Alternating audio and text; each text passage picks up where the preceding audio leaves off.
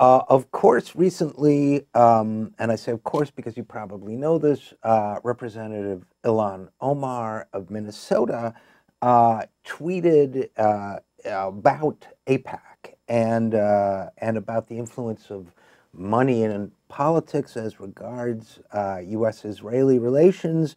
And she used the phrase, "It's all about the Benjamins, baby," among other things.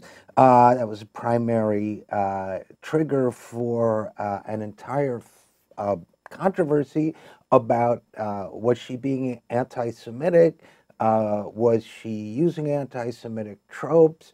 I would say that those of us who have been the victims of anti-Semitism found what I would describe as some unexpected self-described, self-proclaimed allies in the fight against anti-Semitism and so on. Very, very complicated issue with a lot to sort out in it. And I wanted to turn to our friends and colleagues at Jewish Voice for Peace and talk about it. Our next guest is Sonya Meyerson-Knox, who is, let me get this right, media program manager at Jewish Voice for Peace. She has kindly agreed to come on and talk with us about this. She's just come back from 16 years in Beirut, where she worked as a journalist and in international development with the United Nations and elsewhere. She knows the Middle Eastern situation extremely well, and she joins us now. So first of all, Sonya, thanks so much for coming on the program.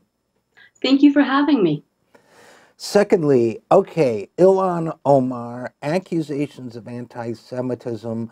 I saw personally, what I felt was a lot of opportunism, a lot of people seeing a chance to attack a young progressive voice using charges of anti-Semitism. So I had questions of sincerity in many of these charges and opportunism as well. On the other hand, anti-Semitism is a real thing. It does exist in the world, and I think we run a risk when we try to pretend it doesn't exist at all. So frankly, I'm still a little bit sorting out everything in my own head. I remain a great ally and supporter of Ilhan Omar. But what are your thoughts, just to start?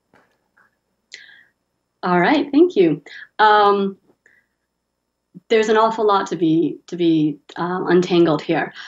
I think first and foremost, like you said, we do have to be aware of anti-Semitism and anti-Semitic tropes, and anti-Semitism is legitimately on the rise, and we at Jewish Voice for Peace are concerned and fighting back against that.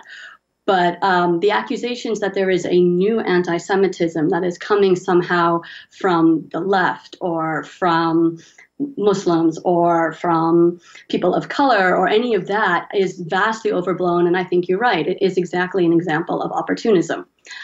Where we're seeing anti-Semitism is when people carry tiki torches in Charlottesville, chant "Jews will not replace us," and then are told by the President of the United States that they are very fine people. We're seeing anti-Semitism when House Minority Leader Kevin McCarthy retweets explicitly anti-Semitic tropes, including Stars of David and dollar signs and whatnot. We're seeing anti-Semitism when there's a conspiracy against George Soros that is completely anti-Semitic and is spread vastly through social media and through mainstream journalism, and is retweeted by the president. We're seeing anti-Semitism reach, vastly implicated in positions of power from Steve Bannon himself when he was part of the administration. That's anti-Semitism. Criticizing Israeli policy because it violates the human rights of Palestinians is not anti-Semitic. Criticizing the pro-Israel lobby, or AIPAC in particular, for behaving like any other powerful lobby is not anti-Semitic. However, if I can go on. Oh, please do, sure. However, the continued and sustained attacks that people of color and Muslims in particular receive whenever they criticize Israel and its policies against Palestinian human rights, its policies on Gaza, if they support the non-violent civil society movement, boycott, divestments, and sanctions, that, however, strikes me as Islamophobia and a intentional attempt to stifle any criticism by claiming it as anti-Semitic. I couldn't agree with you more on all of those counts, and I would add, by the way, that on our list of what's real anti-Semitism, I'm going to quote you a line from an article that was published last year in New York Magazine. Quote, "I'm a negotiator like you folks," the candidate told the assembled jury. The candidate also went on to say, the candidate in question also went on to say, "You're going to really like me because I don't want your money," meaning, of course, Jews love to hang on to money in his caricature of the Jewish people. That candidate, of course, was Donald Trump. So, let's face it, people are weaponizing anti-Semitism. And I also worry, Sonya, about, and I genuinely worry, this is not me like doing a kind of rhetorical jujitsu against the right, although I love to do that too, but this is a sincere concern on my part, that I'm seeing a kind of anti-Semitism inflation taking place, where, for example, we had somebody say that Elliot Abrams testified before Congress yesterday. My opinion, he's currently Trump's envoy to Venezuela, straight out war criminal, pled guilty to lying to Congress and so on, yet was rehabilitated by the national security establishment. Ilhan Omar took him apart, and I was delighted to see her do it in her questioning of him. And somebody actually defended Elliot Abrams by saying that calling him a neocon, which he is, that neocon is an anti-Semitic term. I mean, I think every time now somebody who wants to defend brutal policies thinks they can throw the claim of anti-Semitism around, they think they're going to win the argument, but what they're doing really is, in my view, devaluing a very important concept that we need to be on guard for. Do you get what I'm driving at? Absolutely. I think it weakens the claims of anti-Semitism when anytime it's criticism of Israel, it's immediately accused as being anti-Semitic. Deciding suddenly that accusing somebody of being neoconservative is anti-Semitic doesn't make any sense to me at all.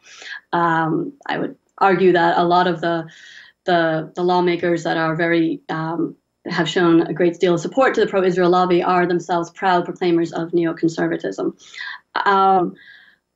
What we do need to, I think, double down on is the importance of placing the rise in anti-Semitism, real anti-Semitism, in the greater context of a rise in racism, a rise in anti-immigrant and anti-migrant racism, a rise in Islamophobia, a rise in violent attacks against gay and trans folks. The litany goes on. All of these things, we are only safer, I think, as Jews when we are in solidarity with all of these other groups. And trying to instead use anti-Semitism as a way to score political points for the pro-Israel lobby merely divides us and weakens us from where our solidarity is. Our safety is found in solidarity through all of these other groups as we work together towards a progressive agenda that actually values human rights in America, for Palestinians, and in, of course, the rest of the world. Well, and there's, again, 100% agreement on my part. There is this there's a subset of the Jewish community that I would say, how do I put this correct?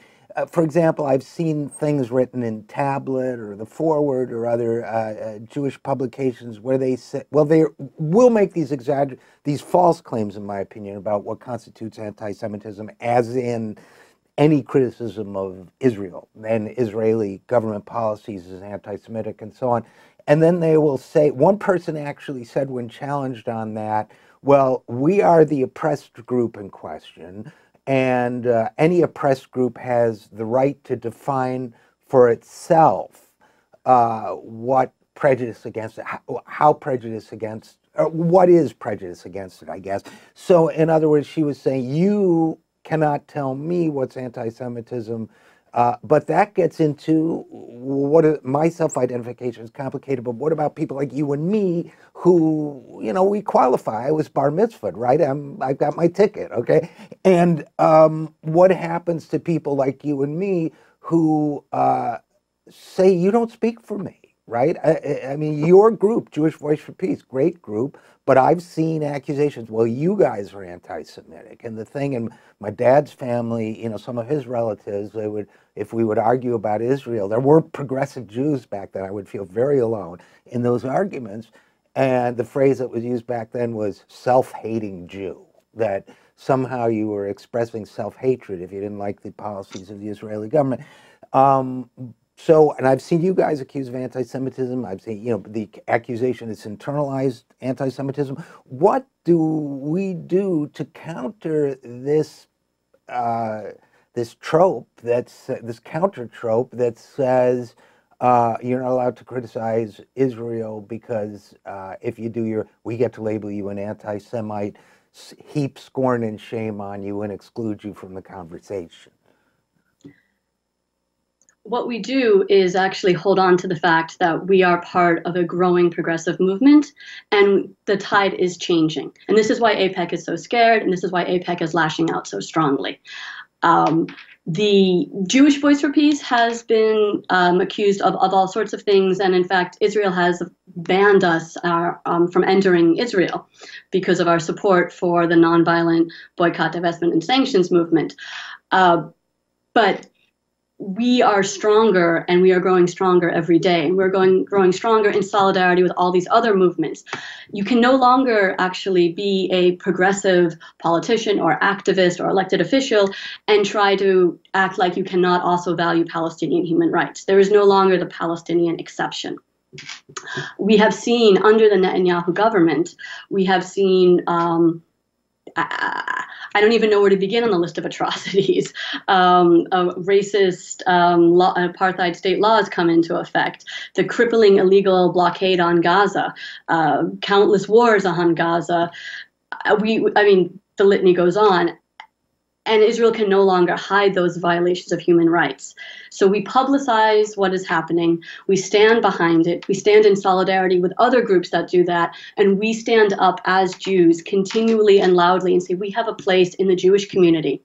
We are part of the American Jewish community, the diaspora. We have a place, those of us who have Israeli citizenship in Israel as well, to claim that what Israel does in terms of its violations of Palestinian human rights is unequivocally wrong and has to change. And part of how we are doing that at Jewish Voice for Peace is also through working with our rabbinical council, rabbinical students, and making sure that the Jewish community, its traditions, its faith, its practices have a space for us, that we are welcome in these spaces of worship. And where we are not, we are creating alternative spaces of worship, and they are beautiful and they are growing. We also can continually do this through our own activism in solidarity with other movements. Our student groups are flourishing across the campus, again, in solidarity with Students for Justice in Palestine and all of these other causes. We have to hold strong to the fact that we have come light years from where we were 20 years ago. 20 years ago, AIPAC was vastly more powerful. 30 years ago, Palestinian meant terrorist, and Arab was too controversial to be discussed. We have come light years. We have work to do, and we're doing it. But this is why AIPAC is scared. This is why it's doubling down, and this is why it is so tightly aligning itself and the pro-Israel lobby overall with right-wing anti-Semites. This is why Netanyahu is making friends with the leader of Hungary and a variety of other anti-Semites in Brazil. They're desperately searching for allies because they know that the tide is turning against them. Popular opinion is shifting. We know what's going on, and we won't stand for it.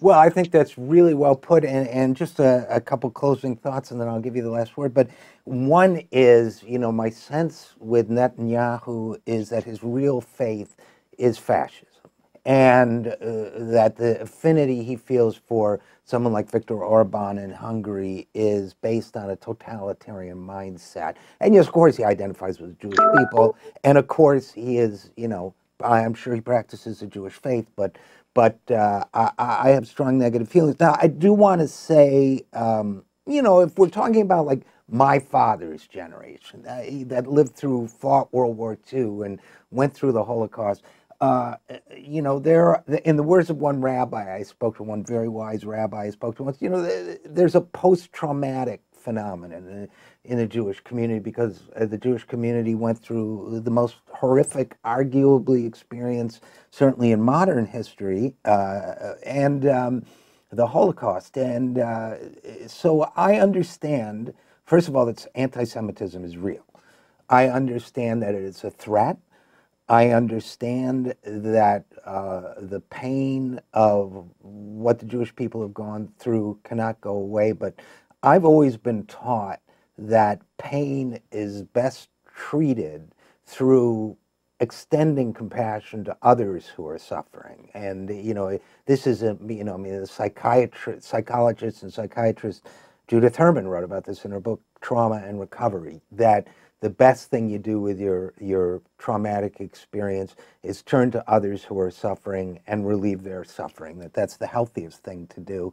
And I feel as if it's time for our community, I think most of us understand that now, and it is a change from the past, and it makes me feel very positive, but I feel it's time for all of us to come together and say that compassion is the best treatment. But I'll give you the last word. I couldn't agree more. There is no Olympics for suffering, but you know, you don't get an award just because you've suffered more. But absolutely, if you look at what the tenets of Judaism say, if you look at what's in the Torah about how you treat the stranger among us, if you look at what, you know, a history of Jewish activism looks like over the past couple hundred centuries, it has always been solidarity with others, with the stranger, with the minorities, with excluded groups. It has been showing compassion. I think what we're seeing with the extent to which anti-Semitism is now being weaponized to silence and stifle criticisms of Israel is the result of explicit and intentional Israeli policy from the government to explicitly say that Judaism and Israel are synonymous and to conflate them, and they are not. You can be Jewish and you can criticize Israel and you can show compassion to others, including Palestinians, and that is actually, in my opinion, truly reflecting on what it means to be true to one's Jewish values and traditions. And that's what Jewish Voice for Peace pulls on in the act and work that we do. I also just want to take advantage of having the final word to flag that if you are in support in solidarity with our Congresswoman Ilhan Omar right now, you can check out our campaign, istandwithilhan.org. We have all sorts of people from around the world and all of our various solidarity communities coming in, holding up signs, stating their support to Ilhan Omar. The fact that she has continued to be vocal and she's continued to criticize the policies of the Trump administration and his ilk are fantastic, and she deserves our support right now, I think, particularly as we need her and others to feel that they have our support to continue to do the incredibly important work of criticizing Israeli policy where it violates Palestinian human rights. Okay, well, unfortunately, we're going to have to leave it there, but I agree with everything you said. Sonya Meyerson-Knox, thanks for the good work you do at Jewish Voice for Peace, and thanks so much for coming on the program. Thank you for having me. This was a pleasure. And we